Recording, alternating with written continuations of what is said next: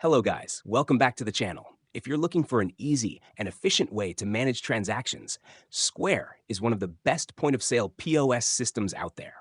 Today, we'll walk through how to set up and use Square for seamless payments, inventory tracking, and sales management.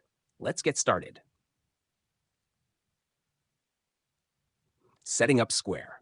Download the Square point-of-sale app on your phone or tablet. Sign up for a free Square account and link your bank details for deposits. Connect your Square card reader via Bluetooth or plug it into your device. Processing payments. Open the Square POS app and add items to the cart. Choose a payment method, credit debit card, mobile payments, or cash. Insert, tap, or swipe the card using the reader, then confirm the transaction. Offer a digital or printed receipt to the customer, managing inventory and sales. Add products and set up pricing, discounts, and taxes in the app. Track real-time sales data and inventory levels through the dashboard.